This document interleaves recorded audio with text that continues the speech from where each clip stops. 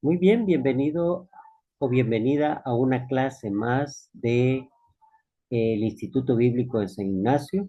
Seguimos adelante con esta materia, Primera Corintios. En esta oportunidad nos disponemos a iniciar la clase número 8 de Primera Corintios. Vamos a preparar la pantalla para iniciar la lección en esta noche. Agradecemos que usted esté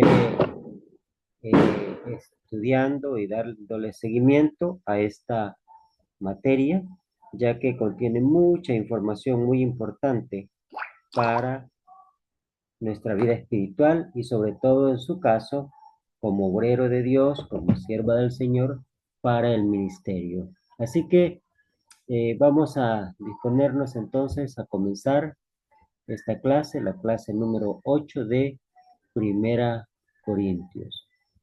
Muy bien. En en esta lección vamos a estudiar el capítulo 12, ¿verdad? Capítulo 12 y capítulo 13. Capítulo 12, perdón, ah, sí, capítulo 12 y capítulo 13. Vamos a compartir, ¿verdad? El algunas ideas que el apóstol Pablo menciona en esta, en estos capítulos, en esta porción bíblica, y espero que sea de provecho para todos.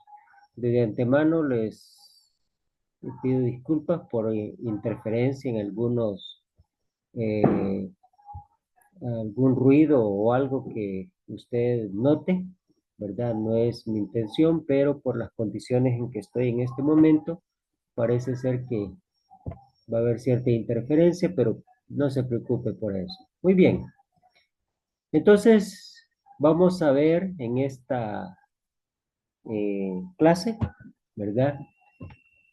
Abusos en el uso de los dones espirituales.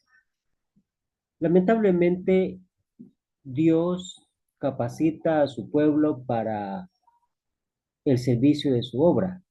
Sin embargo, no siempre nosotros como seres humanos, como hijos de Dios, como miembros de la Iglesia de Cristo y como servidores suyos, usamos bien esos dones, esas virtudes, esas capacidades que Dios nos da.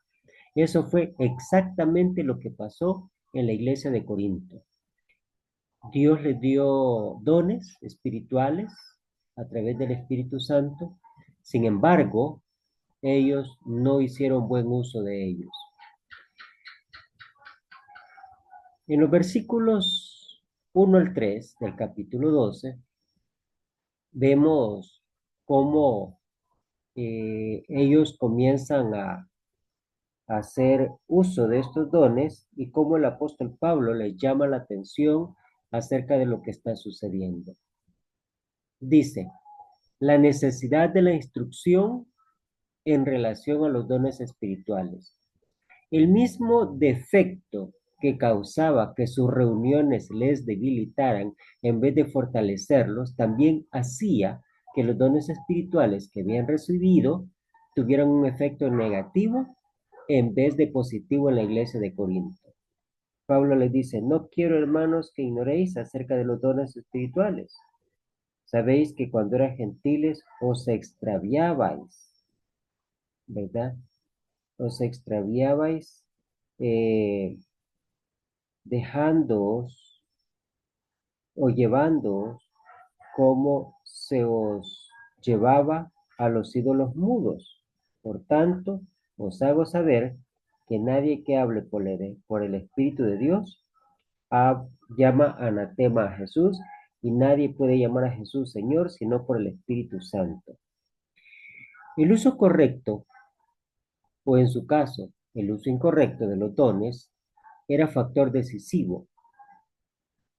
Como en los otros problemas que debilitaban a la iglesia en Corinto, También en cuanto a los dones espirituales, el factor principal era la falta de amor. La importancia de reconocer el error de los ídolos mudos y de su poder para desviar a la gente era vital para ellos, porque de no hacerlo era parte del problema. Es obvio que los ídolos no pueden hablar, no pueden decir nada, no pueden confesar que Jesús es el Señor, no pueden revelar ninguna verdad. No obstante, los sacerdotes de las religiones paganas pretendían recibir revelaciones de sus dioses, de sus ídolos. Muchos de estos hermanos habían sido idólatras, habían sido extraviados. Se os extraviaba, dice Pablo, mediante la influencia engañosa del espíritu maligno que estaba tras los ídolos. Si algún espíritu les decía que Jesús es anatema, claramente no era el Espíritu Santo, sino el espíritu de error. Ellos tenían que reconocer que las actitudes prácticas y doctrinas que aprendieron de los ídolos no venían del Espíritu Santo, que ahora operaba en ellos por medio de los dones espirituales. El Espíritu de verdad confiesa que Jesús es Señor, lo reconoce como soberano, con palabras y acciones. Note por favor Mateo 7, 21 al 23 y Lucas 6, 46. La obra del Espíritu Santo es glorificar a Jesús. Juan 16, 14. Toda persona que confiesa de corazón que Jesús es Señor, lo hace como resultado de la obra del Espíritu Santo. La palabra anatema significa maldito, apartado, como objeto de la ira de Dios, apartado para la destrucción.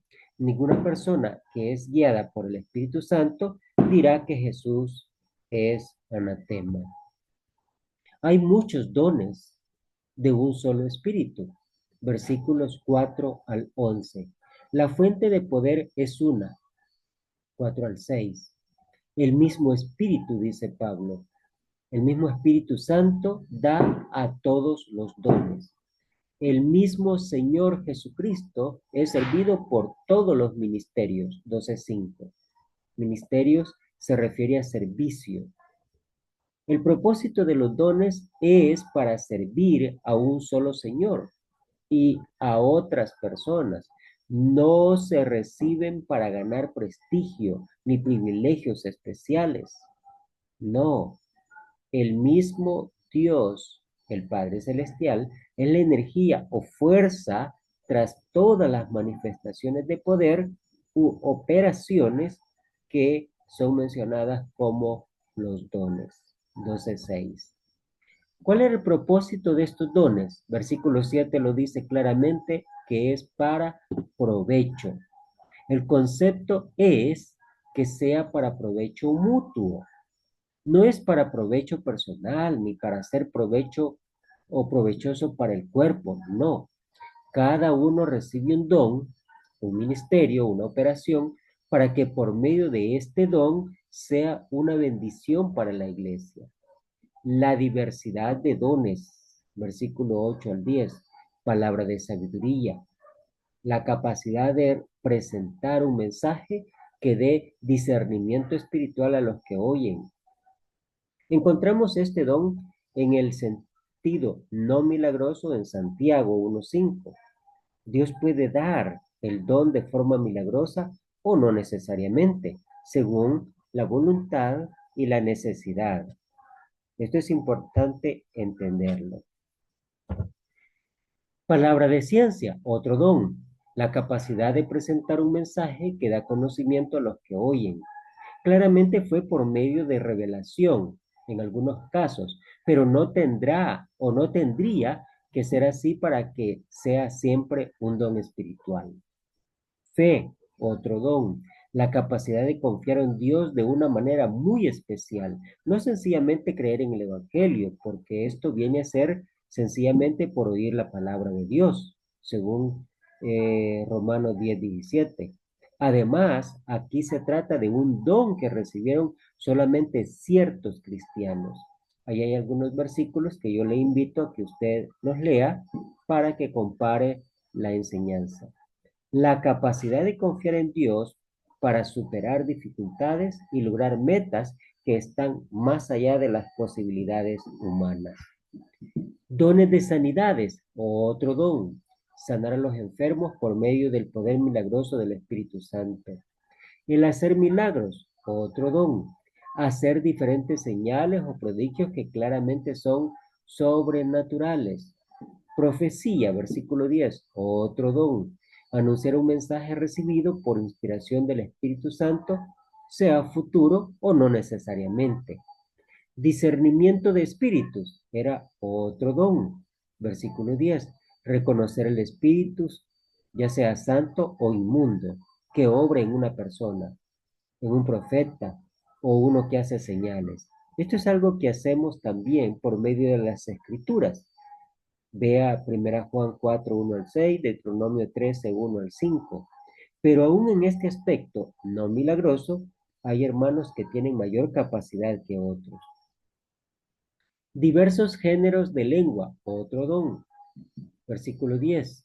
Hablar en un idioma que uno nunca ha estudiado. Interpretación de lengua era otro don. Traducir un idioma que uno nunca había estudiado al idioma de los oyentes. Comparando la lista de los dones espirituales en otros textos del Nuevo Testamento, es obvio que no se trata de una lista completa. Vea 1 Corintios 12, 28, Romanos 12, 6 al 8, Efesios 4, 11, 1 Pedro 4, 10 y 11. Allí se mencionan más dones. La repartición de los dones era una decisión del Espíritu, no del recipiente del don. Versículo 11. En otras palabras, yo quería un don, pero si el Espíritu Santo no me lo quería dar, yo no lo podía tener.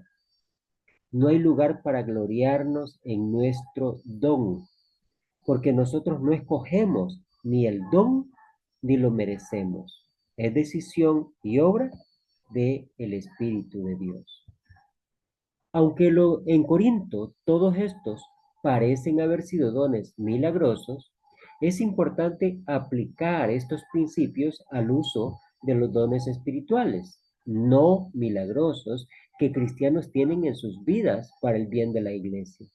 El énfasis en esta enseñanza no es el carácter milagroso de estos dones, sino su origen, su variedad, su propósito y su relación con la unidad del cuerpo de Cristo. En ese sentido, hermanos y hermanas, en ese sentido, muchos de estos dones forman parte todavía de las capacidades, de las virtudes o de los atributos que Dios a través de su Santo Espíritu ha dado a muchos de los miembros de la iglesia en la actualidad, tal vez ya no de manera sobrenatural, sino a través de manera espiritual, pero que otra vez el énfasis no es el gloriarse en el don o el carácter milagroso o la jactancia de tener ese don, sino otra vez en su propósito y su relación con la unidad del cuerpo de Cristo. En este sentido, aplica directamente a nosotros y a nuestra participación en la obra de la iglesia. Hay muchos miembros de un solo cuerpo, dice versículos 12 al 30. El principio general es la unidad, pero con diversidad. Es interesante que no dice que así es la iglesia, sino así también Cristo. Es imposible separar a Cristo de su cuerpo. Sería como tratar de separar la cabeza del resto del cuerpo. Su propósito es dar énfasis al cuerpo, no los dones. El cuerpo no existe para que tenga dones. Los dones existían para beneficio del cuerpo. Una sola entrada en un solo cuerpo, versículo 13. Todos los cristianos fuimos fuimos bautizados en un cuerpo. El bautismo es el momento cuando Dios perdona nuestros pecados y nos coloca en Cristo, en el cuerpo de Cristo. La iglesia, el reino de Cristo, es igual para todo cristiano. Note que la iglesia no es solamente como un cuerpo, ella es el cuerpo de Cristo, un organismo vivo, no sencillamente una organización religiosa, sino un ser. Es por la obra de un solo espíritu que esto sucede. No se trata de ser bautizado en el Espíritu Santo, sino de ser bautizado en agua por el Espíritu Santo. ¿Quién nos añade a la iglesia? Según Hechos 2:47, el Señor. ¿Quién nos traslada al reino? Según Colosenses 12:13, el Padre. ¿Por medio de quién tenemos entrada en el cuerpo? Según 1 Corintios 12:13, por el Espíritu Santo. Padre, Hijo y Espíritu Santo tienen su parte en nuestra entrada en la familia de Dios. Iglesia, reino o cuerpo de Cristo es lo mismo desde el punto de vista bíblico espiritual. Vea también Mateo 28:19. Es para beber de un mismo espíritu que somos bautizados. En el momento del bautismo que todos recibimos, el don del Espíritu Santo, es necesario que lo entendamos así. Vea Romanos 8:9 y 1 Corintios 6:19. Claramente, no puede haber acuerdo entre la enseñanza bíblica, que es la iglesia, y un cuerpo y la división que promueven las religiones denominacionales o sectarias. Aunque los miembros tienen diferentes funciones, componen un solo cuerpo. 14 al 17. Un solo miembro no es un cuerpo. Un miembro del cuerpo no debe considerarse inútil en el cuerpo ni independiente del cuerpo. 15 y 16. Cada miembro debe estar contento con su propio don. No debe haber envidia entre uno y otro por causa de los dones. Ningún miembro debe considerarse inútil ni inferior a otros miembros por ser diferente por su función en el cuerpo. No hay que subestimar su importancia en el cuerpo. Ningún miembro tiene el derecho de no cumplir la responsabilidad que corresponde a su función, sencillamente porque no está satisfecho con su don. Un cuerpo no podría funcionar si fuera un solo miembro. Versículo 17. Cada miembro es vital para el buen funcionamiento del cuerpo. La colocación de los miembros en el cuerpo, esa no es decisión nuestra, es la decisión de Dios. Versículo 18. Por tanto, el no estar contento con su función en el cuerpo es criticar la sabiduría de Dios. No recibieron su responsabilidad en el cuerpo por accidente, sino conforme a la voluntad de Dios. Ser negligente, por tanto, en cumplir su función en el cuerpo, prácticamente es desobedecer a Dios. La necesidad de diferentes miembros con diferentes funciones la vemos en los versículos 19 al 22. El principio es interdependencia, o sea, mutua dependencia en vez de independencia, que significa no depender de otro. Todo esto lo ha dejado Dios así. ¿Para qué? Para el bien del cuerpo. A pesar de ser uno solo el cuerpo, versículo 20, para el bien de cada miembro, 22, la importancia de la unidad y honra entre los diferentes miembros del cuerpo, lo vemos en el 20 al 27. Aunque no es un solo miembro, sí es un solo cuerpo. Versículo 20. Hay miembros superiores que pueden independizarse de miembros innecesarios. Versículos 21 al 25. En los versículos 15 al 17 aprendimos que uno no debe subestimar la importancia de su función en el cuerpo. En el versículo 21 aprendemos que uno no debe subestimar la importancia de la función de otros miembros en el cuerpo. Hay mayor necesidad de aquellos miembros del cuerpo que parecen más débiles. Versículo 22. No de aquellos que al ojo carnal son más impresionantes. Se debe dar, hermanos, mayor honra a aquellos miembros del cuerpo que parecen menos dignos. No honrar más y más a aquellos que nos impresionen a nosotros.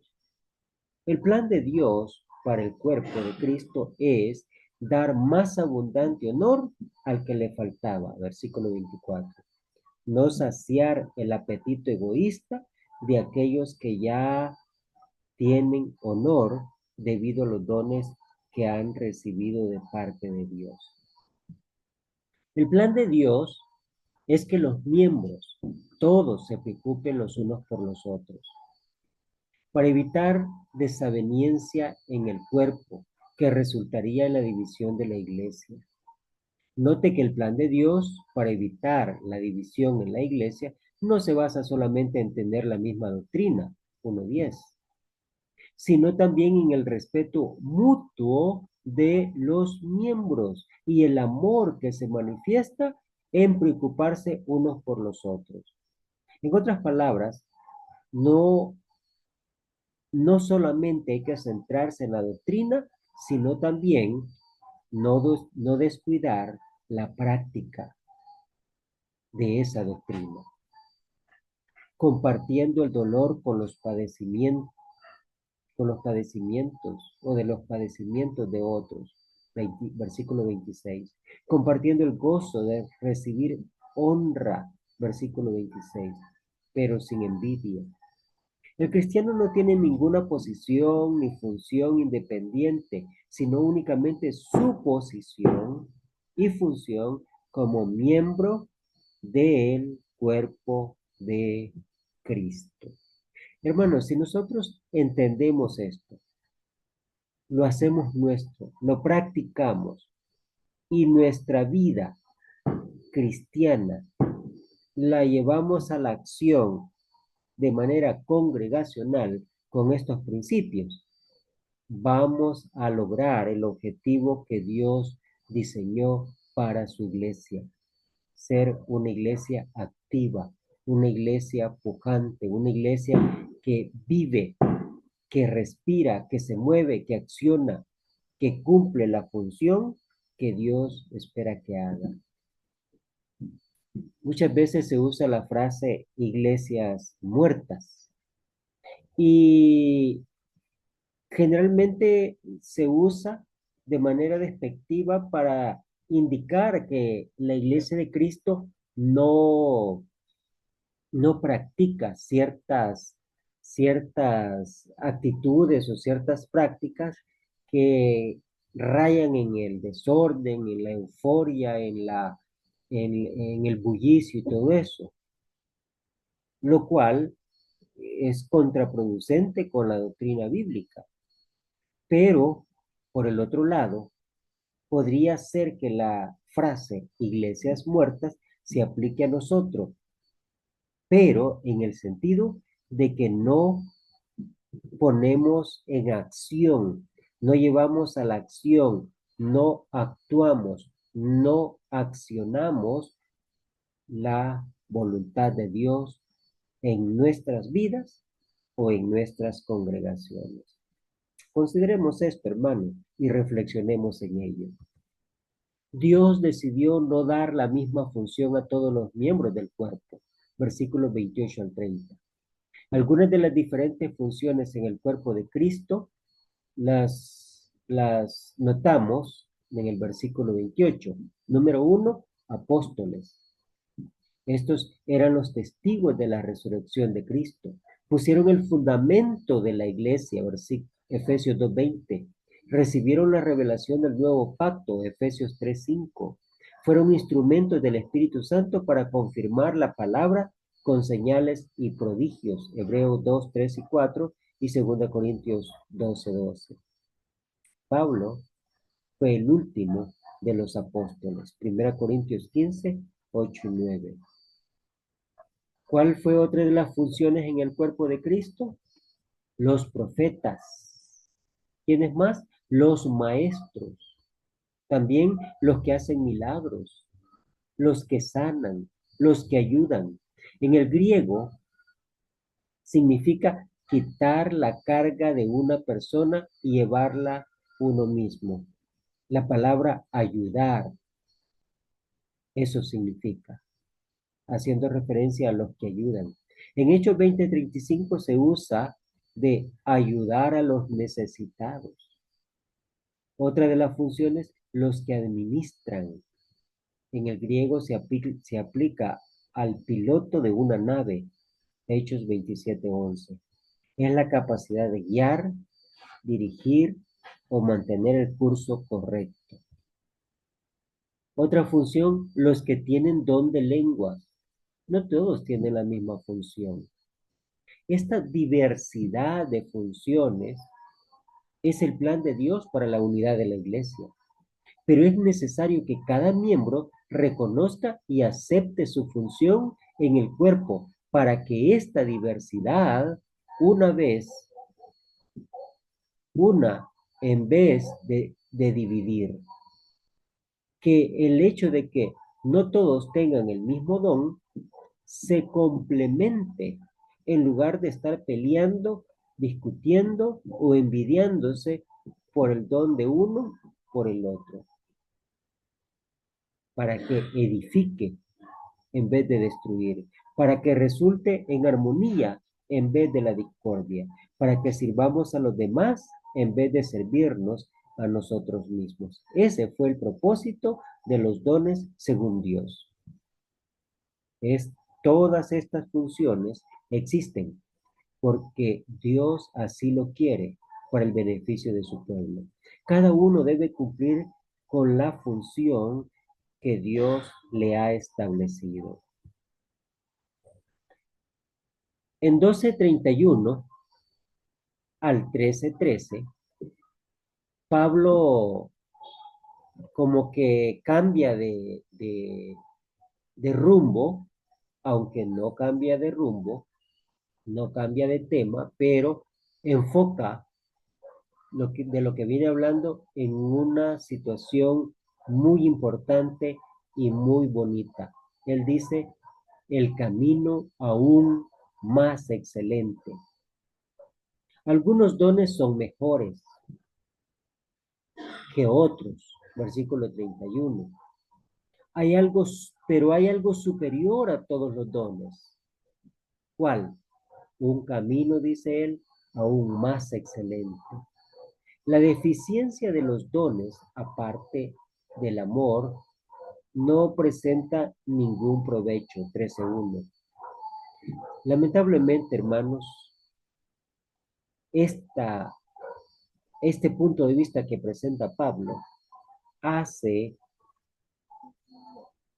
hay una gran necesidad de aplicar esto en el día de hoy. Parece que el mismo problema que tuvieron los corintios los tenemos nosotros en nuestra época actual. Tenemos capacidades que Dios nos ha dado, tenemos la doctrina verdadera, tenemos la revelación completa, tenemos virtudes, tenemos dones, tenemos mucha bendición, la salvación en Cristo, etcétera. Pero ¿qué hacemos con todo ello? ¿Para qué los usamos?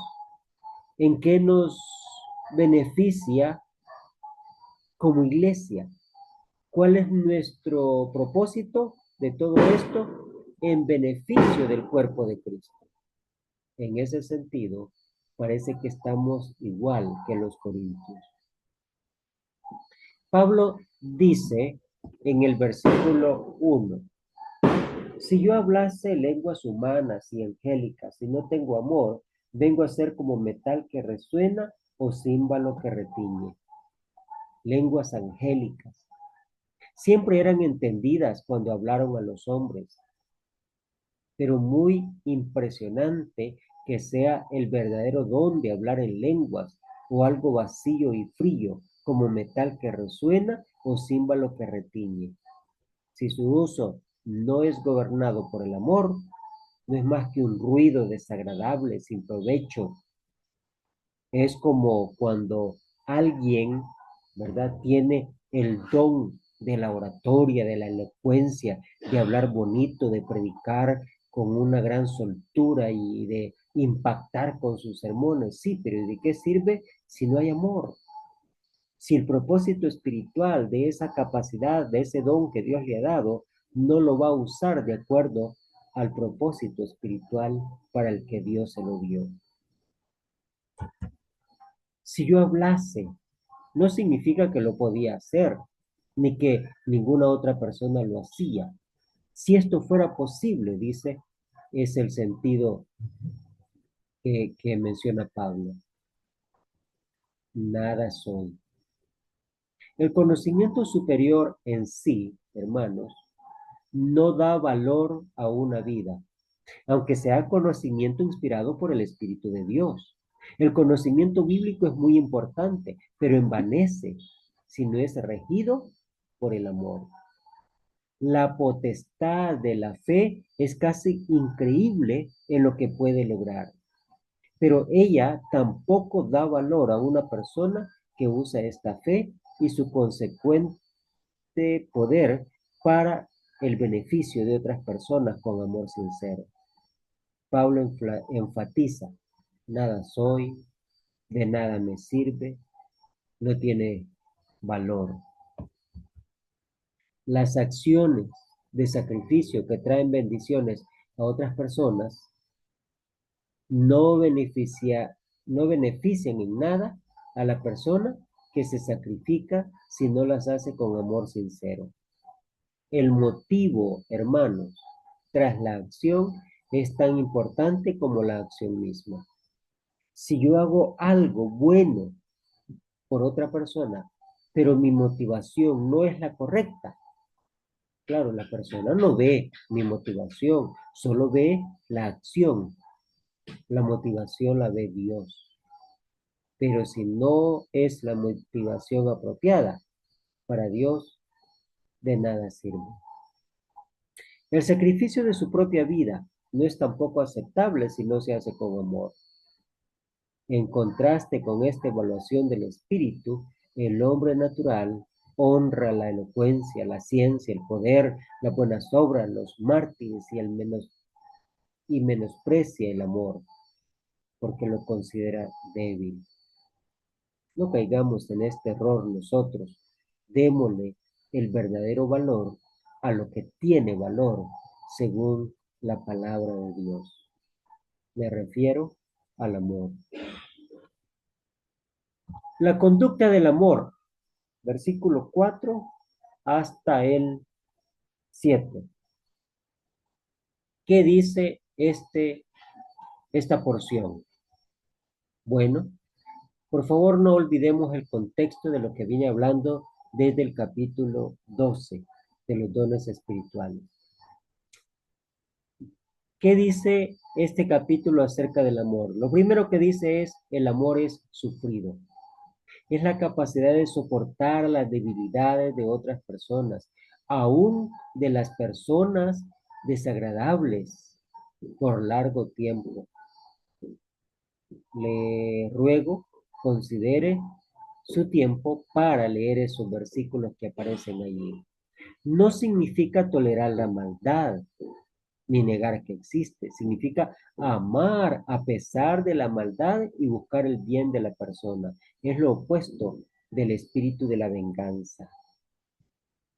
El cristiano que realmente ama va a sufrir, porque su hermano no es perfecto. Le va a ofender, a veces le va a decepcionar con sus debilidades, pero si sinceramente le ama, lo sufrirá todo sin que se le termine la paciencia, porque el amor es sufrido.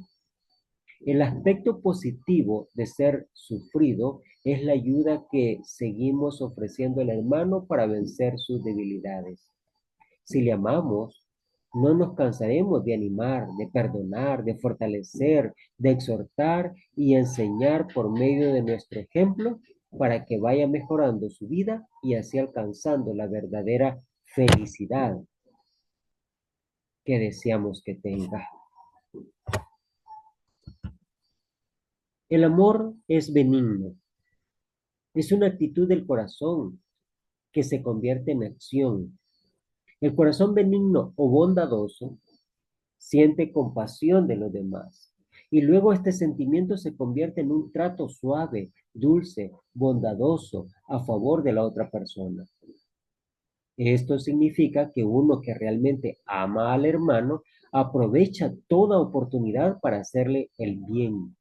Es una actitud agresiva. Busca la oportunidad de hacerle bien al hermano. No es tímido en la expresión práctica del amor.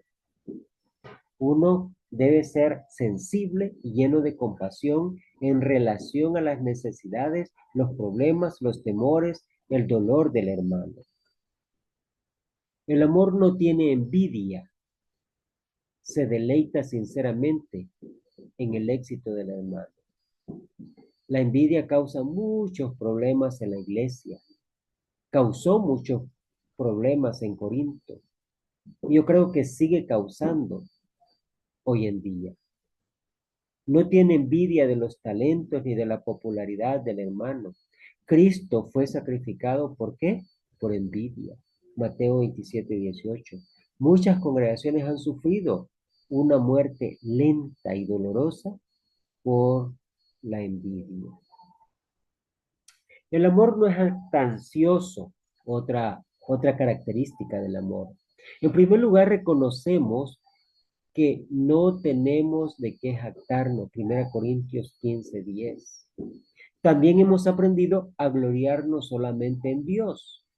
Salmo 34:2 y 44:8. Sabemos que nuestro valor no depende de nuestros logros, sino de ser hijos de Dios. En una relación amorosa existe la confianza y la seguridad que hacen innecesaria la jactancia. También existe la sinceridad y la humildad que no la permite. Parece que algunos de los corintios se jactaban de los dones que habían recibido de parte de Dios. Otra característica, el amor no se envanece. El amor verdadero es humilde. Es muy importante que reconozcamos nuestras propias debilidades y limitaciones. La mayoría de las contiendas en la iglesia pudieran eliminarse por medio de este aspecto del amor verdadero. Filipenses 2, 3 y 4. Aunque esta faceta del amor no es actitud ni conducta natural del hombre, es algo que podemos aprender de Cristo. Por medio de la gracia de Dios, el machismo natural puede ser reemplazado por la humildad espiritual del amor. El amor, dice también la Biblia, no hace nada indebido. El cristiano amoroso no solamente dice la verdad, sino también expresa esta verdad con tacto, buscando la mejor manera para no avergonzar a nadie y para que sea aceptada. Se esfuerza por no ofender por su modo. Ve a Tito 2, 7 al 10. Es decoroso y nunca grosero en su forma de comunicarse y tratar a otra persona. Considera el efecto de sus acciones y palabras en la persona que ama. A veces esto significa silencio. El amor no busca lo suyo, La ambición egoísta no cabe en la relación matrimonial porque es todo lo opuesto del amor verdadero. Mis planes, mis gustos, mi comodidad, mis deseos, mi agenda, todos son enemigos de la felicidad en la iglesia. Yo, lo mío, tienen que sujetarse voluntariamente a ti y lo tuyo, si las palabras te amo son verdaderas. El ejemplo de Cristo. Lea por favor Filipenses 2, 4 al 8. Y el ejemplo del apóstol Pablo, según 1 Corintios 9, 19 al 22. Cristo y el apóstol Pablo se establecen como ejemplo de esta actitud que usted y yo debemos adoptar en nuestra práctica del amor hacia nuestros hermanos. Note en contraste la actitud de los corintios en los litigios, capítulo 6, 7, capítulo 6, versículos 7 y 8, que ya estudiamos. En la cena del Señor, 11:21. En el uso del don de hablar en lenguas, capítulo 14. Y así, ellos parece que les faltaba mucho esto de no buscar lo suyo. El amor no se irrita. Un paroxismo en el castellano significa la exaltación extrema de los afectos y pasiones. Es natural irritarse cuando le maltratan de alguna manera, pero el amor verdadero no es una cualidad natural, es fruto del Espíritu. Gálatas 5:22. Muchas veces refrenamos la ira con otras personas, pero en la iglesia y en el hogar damos rienda suelta a la ira contra las personas que supuestamente amamos. Esto no es verdadero amor y siempre es destructivo. Santiago 1:20. Este respecto de la conducta del amor elimina de la iglesia la ira. Gálatas 5, 19 al 21. La gritería y la maledicencia. Efesios 4:31. Otra característica, el amor no guarda rencor. La palabra en griego es usado en la contabilidad. Se refiere a entrar en un cálculo en el libro de contabilidad para tener un registro permanente que puede ser considerado o puede ser consultado cuando se necesite. De la misma manera, muchas personas llevan un registro permanente de todas las ofensas cometidas contra ellas. Muchas personas guardan enojos en su corazón. Aparentemente tienen sus emociones bien dominadas, pero en realidad por dentro están hirviendo con el resentimiento. Aprenden a olvidar las ofensas. Aprender a olvidar las ofensas es algo muy difícil para muchas personas, pero es señal de un amor legítimo, semejante al amor de Dios. Tómese su tiempo y lea los versículos que aparecen ahí. Los cristianos necesitan ser como los niños, que en dado momento están discutiendo, pero al rato ni se acuerdan del incidente y con mucha felicidad se están abrazando. Habrá desacuerdos y ofensas, pero es esencial que aprendamos a dejar todo esto en el pasado. Cuando hay amor verdadero, hermanos, no guardamos la cuenta de las ofensas que hemos sufrido. No mantenemos un archivo mental de las deudas que supuestamente hemos perdonado. Dios no guarda rencor contra nosotros si estamos en Cristo. Encontramos la misma palabra griega en Romanos 4:8, no inculpa. Y 2 Corintios 5:19, no tomándoles en cuenta. Qué hermoso como Dios trata nuestro pecado pasado, perdonándolo y haciéndolo completamente desaparecer en el pasado. Ojalá que así lo hagamos nosotros en nuestra vida cristiana con nuestros hermanos. El amor no se goza de la injusticia, dice. No siente ningún gozo cuando la persona que ama comete algún pecado. Al contrario, siente tristeza, pero sigue amando. No busca la oportunidad de criticar o condenar. La relación fraternal en la iglesia no es una competencia. Incluye la idea de no creer los rumores ni participar en propagarlos. El amor no es chismoso. Debemos comprender que nunca nos favorece que algo malo suceda en la vida de nuestro hermano. Efesios 5, 28 al 30. El amor se goza de la verdad. La confianza es una base fundamental de la comunión cristiana.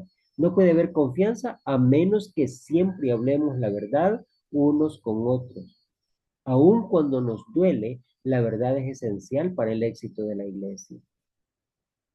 Una comunicación abierta y franca entre hermanos es muy importante. Si uno realmente ama al hermano, sentirá gozo en cuanto vaya conociendo más y más acerca de su vida. Se gozará en la verdad acerca de su hermano. También incluye el concepto de la verdad de Dios. Si amamos a otra persona, nos preocupa su relación con la verdad de Dios, revelada en Cristo y en su palabra. Luego dice, el amor todo lo sufre. Literalmente, en el griego, esta palabra puede tener el significado de proveer techo. El amor instala un techo para proteger o cubrir a la persona que ama. Las muchas aguas, dice Cantar de los Cantares, capítulo 8, versículo 7, no podrán apagar el amor ni lo ahogarán los ríos. Esto significa también que el amor acepta las molestias y las cargas causadas por la persona que ama. No protesta por las dificultades que surgen en su vida debido a la relación con el individuo que ama.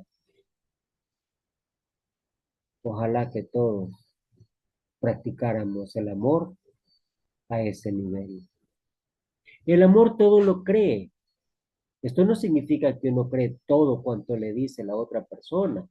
Significa que hay confianza entre los seres amados.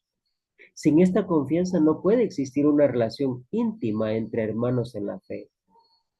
¿Sabe qué rompe la amistad, la confianza, el compañerismo, esa relación estrecha que debe haber entre los miembros de la iglesia?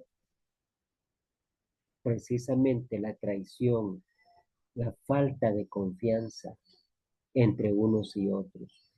A veces confiamos en nuestros hermanos o nuestros hermanos confían en uno y nos traicionamos los unos a los otros. Esa confianza. Eso nos hace alejarnos, nos hace desconfiar, nos hace romper esas relaciones. ¿Qué significa eso de que el amor todo lo cree? Significa que uno no duda la fidelidad ni la veracidad de la persona que ama, a menos que sepa que le está mintiendo. Elimina los celos que generalmente surgen por causa de la inseguridad que siente uno. Cree completamente. Pero, ¿y si la otra persona me engaña? Oiga, cuando usted piensa así, ya no lo está creyendo todo. Si la otra persona le engaña, es problema de la otra persona.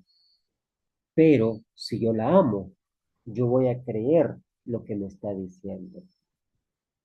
El amor todo lo espera, es optimista, espera lo mejor, espera el arrepentimiento, espera completamente y siempre. El amor todo lo soporta. No hay carga que no estemos dispuestos a sufrir, ni límite al tiempo que lo soportaremos por una persona que realmente amamos. Esto no significa que sea fácil, ni que esté exento de dolor. pero si amamos, estamos dispuestos a soportarlo todo. El amor es superior, hermanos, a los dones, porque el amor nunca deja de ser, versículo 8, mientras que los dones son pasajeros y se acabarán. Presenta aquí tres argumentos de apoyo para esta tesis, versículo 9 al 13. Primera, las revelaciones milagrosas eran parciales, en parte, dice versículo 9. Por tanto, al venir el conocimiento perfecto o completo por medio de la revelación completa y perfecta de la voluntad de Dios, las revelaciones milagrosas pasarían. Versículo 10. Segundo, los dones milagrosos eran asunto de la niñez de la iglesia. Por tanto, al ser madura la iglesia en cuanto al conocimiento de la voluntad de Dios, ya no haría uso de ellos. Versículo 11. La razón es que el hombre maduro no tiene necesidad de las palabras ni de los juegos de su niñez. Y tercero, los dones milagrosos realmente eran como ver por espejo, es decir, oscuramente. Pero lo perfecto que venía sería como ver cara a cara, versículo 12. El que puede ver a un individuo cara a cara y claramente no tiene necesidad de estarlo viendo por espejo oscuramente. Al contrario, sería un atraso para él. Esta ilustración, muchas veces malentendida, tiene su explicación en el mismo versículo que lo presenta, versículo 12. Ver por espejo oscuramente es conocer en parte, pero ver cara a cara es conocer como fui conocido. O sea, no en parte, sino completamente. Vea 8, 2 y 3 y 1 Juan 4, 7 y 8. Aquel que por amor puede conocer completamente la voluntad de Dios no tiene necesidad de conocerla en parte. Al contrario, como en la ilustración, sería un atraso para él. Recuerde que el espejo en aquel tiempo no reflejaba una imagen tan clara como los que tenemos nosotros ahora en día, los espejos que usamos hoy. Trate de usar un pedazo de metal o un vidrio sencillo como espejo y le dará una idea del concepto correcto. Por tanto, los dones milagrosos no eran de igual importancia con el amor en la iglesia, porque aquellos eran pasajeros, mientras que el amor es permanente.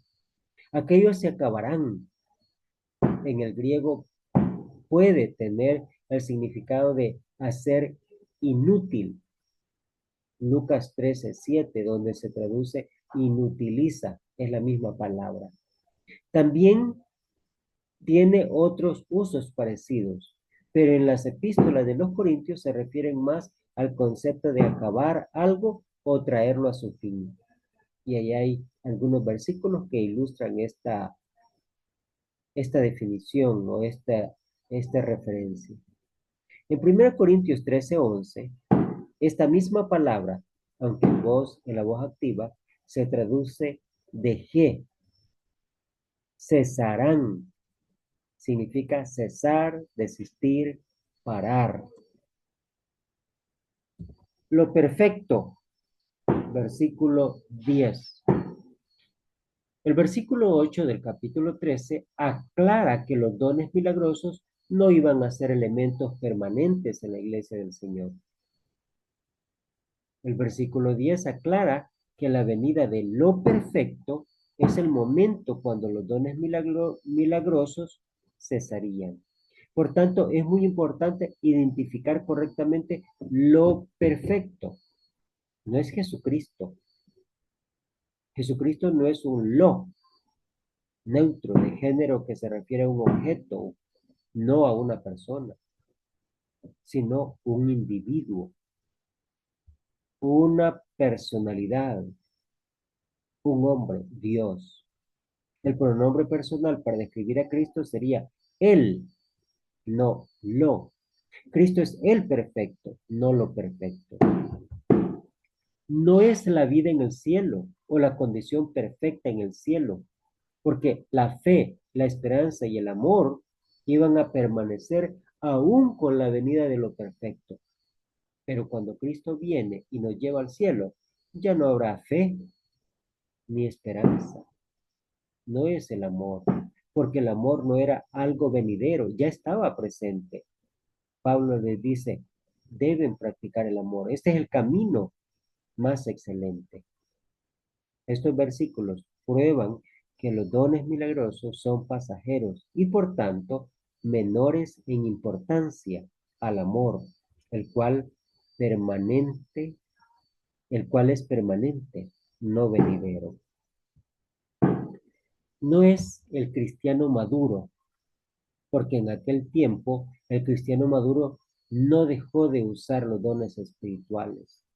Lo perfecto está en contraste con lo que es en parte. 13:10. Lo que es en parte es el conocimiento parcial que venía por medio de las revelaciones milagrosas que recibían en la iglesia en aquel tiempo por medio de aquellos que habían recibido los dones milagrosos. Por supuesto, la única fuente de este conocimiento completo o perfecto es la palabra escrita, las sagradas escrituras, las cuales en aquel tiempo no se habían recibido completamente todavía. En ellas tenemos la revelación completa y perfecta para el hombre perdido y para la iglesia del Señor. De esta manera, hermanos, estamos llegando al final de esta lección. Espero que hayamos entendido. Recuerden que debido al contenido de la carta, Primera Corintios, y sus 16 capítulos, cada lección trata de ir resumiendo en la medida de lo posible y a la vez aclarando, comentando, explicando, aunque sea de una manera muy breve, algunos detalles importantes para comprender el texto. De seguro que no quedará al 100% satisfecho o satisfecha con toda la explicación. Pretendo únicamente dar las bases de las ideas que conforman el contenido de la carta para que usted, a través de su estudio personal, siga investigando y siga conociendo más.